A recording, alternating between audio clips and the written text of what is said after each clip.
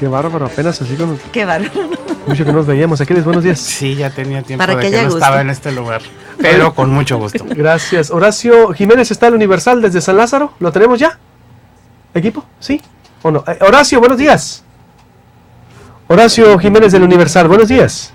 Buenas tardes, Luisito, pues un saludo a todos nuestros amigos de Hermosillo. Pues comentarte que el día de ayer el secretario de Gobernación, Miguel Ángel Osorio Chong, entregó al Congreso de la Unión el segundo informe de gobierno del presidente Enrique Peña Nieto.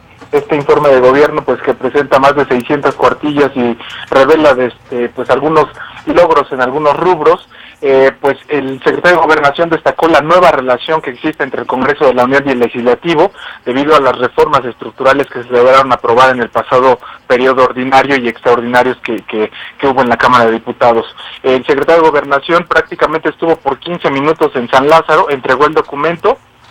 Después de ahí los partidos políticos formalizaron su rechazo a algunos de los programas y de las políticas públicas del gobierno federal, y pues hasta ahí el reporte.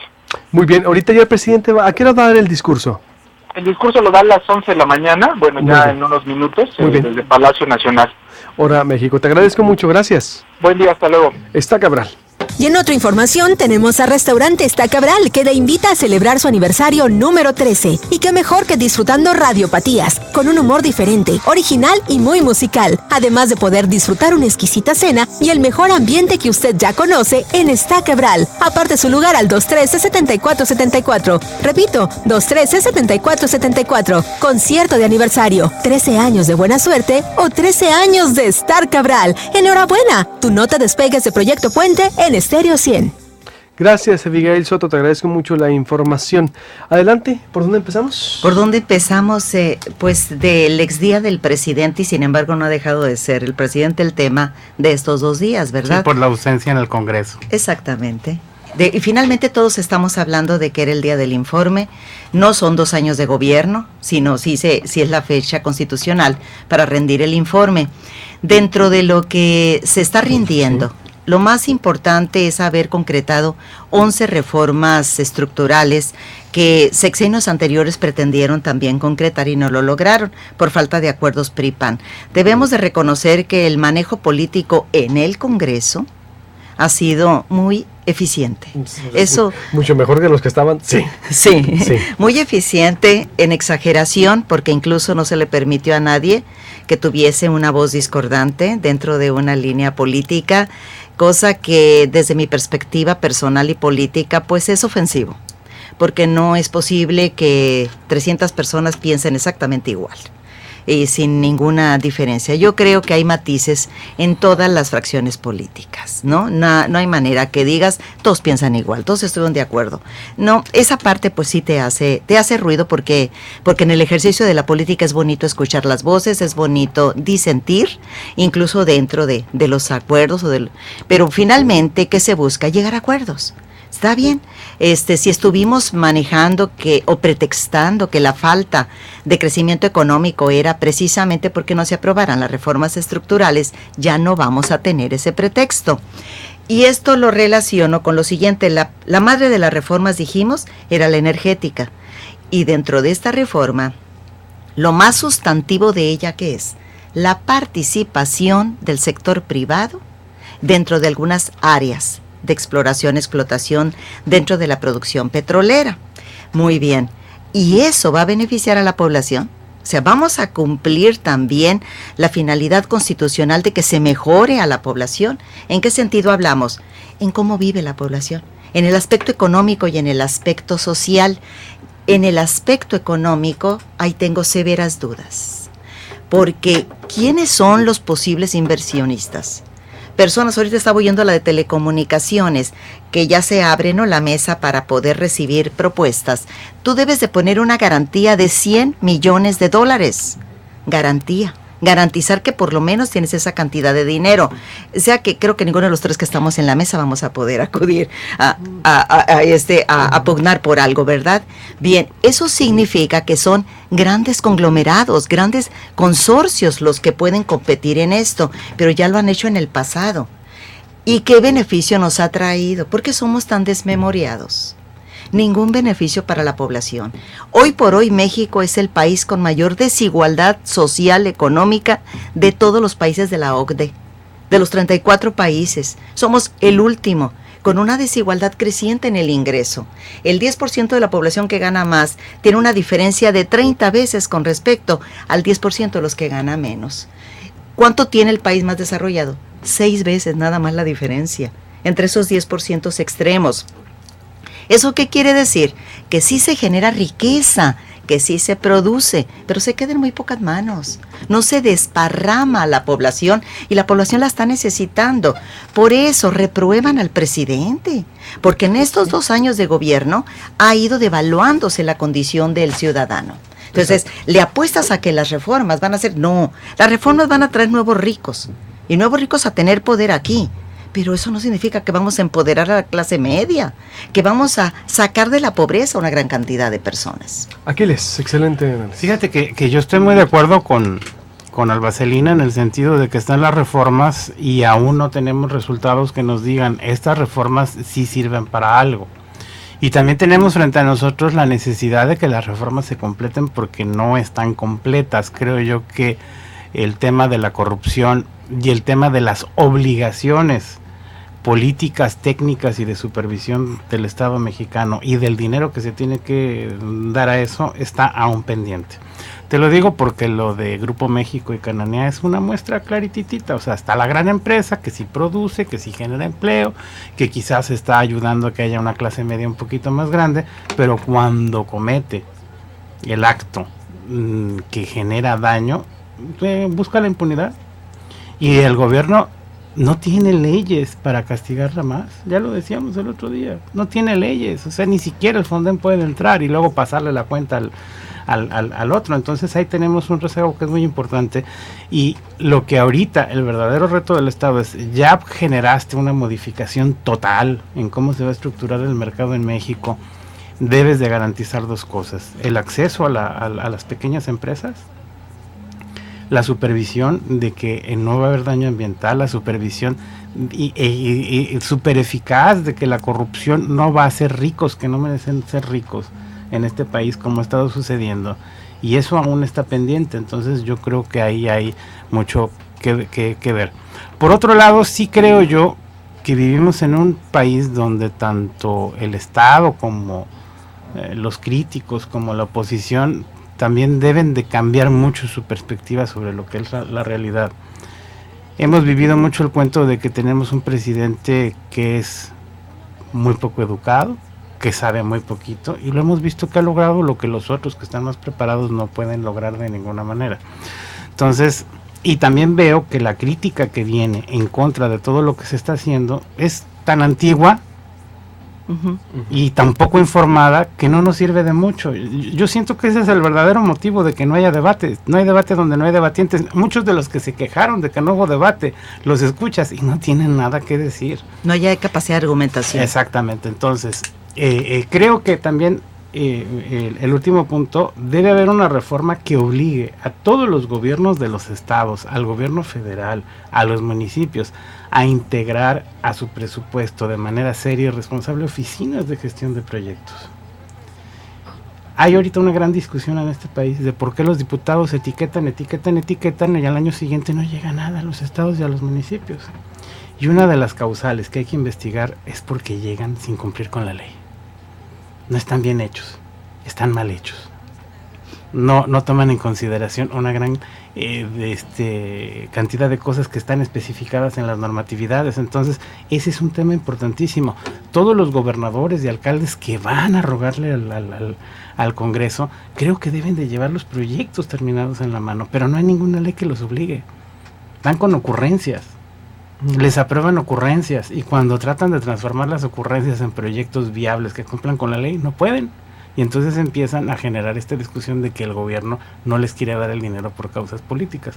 Creo que ahí también se tiene que trabajar muchísimo en que el gobierno funcione. Como decías alguna en la época de los grandes conflictos universitarios, queremos estudiantes que estudien, queremos funcionarios que funcionen. El gobierno debe reestructurarse para funcionar. Plenamente. Entonces, fíjate que ahí toca un punto. Y para Sonora, ¿cómo bajaríamos para no?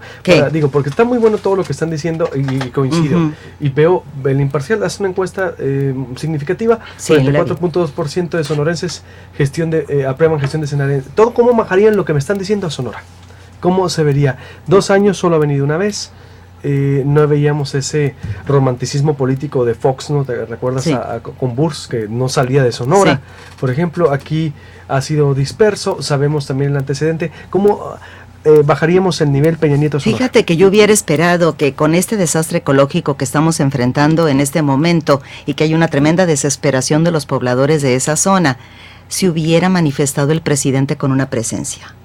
A lo mejor no resuelve nada su presencia, obviamente, sí, pero es necesaria. ¿Verdad que sí? Son de las formas que hay que cumplir a como dé lugar. Porque es una tragedia ambiental. Acabaron con un río. Yo he estado pugnando por esa postura desde un Es correcto. Yo sentí tardía la actuación del gobierno local, definitivamente. El asunto es cierto que no es local, es federal, pero sí, por el tema que trata. Pero sí me pareció acción tardía.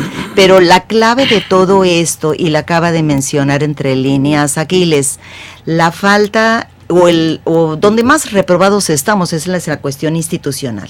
Las instituciones no están funcionando. No tenemos mecanismos regulatorios. ¿Por qué el gobierno del estado ante una empresa que localmente está instalada con una concesión federal no puede actuar? No puede actuar. La empresa es más poderosa que cualquier gobierno. Incluso Grupo México es más poderoso que el gobierno de la República. Entonces, estamos indefensos ante algo que haga cualquiera de estas empresas. Ni es el primer acto de negligencia que tiene esta empresa, ni va a ser el último, porque no le van a quitar la concesión. Y vamos a seguir sin actuar sobre ella. Pero la actuación del presidente al respecto, completamente nula. No ha mostrado una posición. ¿Qué significa esto? ¿Qué percibimos la ciudadanía? Y el gobierno también. El Estado se le pasó la mano porque se fue y hizo campaña del río. Y actuaron tarde. Cuando ya vieron que no, a ver, vamos, podemos. Qué bueno, y es lo menos que deberían de hacer. Pues es lo menos, pero esperábamos sí, más. Sí, exactamente, es la obligación. Es la obligación. Pero sí falta dureza, es decir, creo que pues el presidente no vino. Andaba en California y ya declaró, pero bueno, Aquiles, ¿qué para Sonora bajarías del presidencialismo? A ver. Fíjate, yo siento que para Sonora vienen cambios muy profundos. A ver. Muy profundos. Te voy a decir por qué. Número uno, ya los estamos viendo.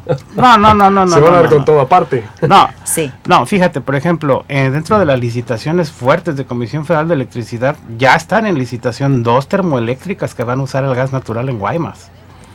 Viene inversión fuerte. En el puerto de Guaymas también va a entrar una cantidad de inversión bastante fuerte para transformarla y generar más condiciones para la empresa.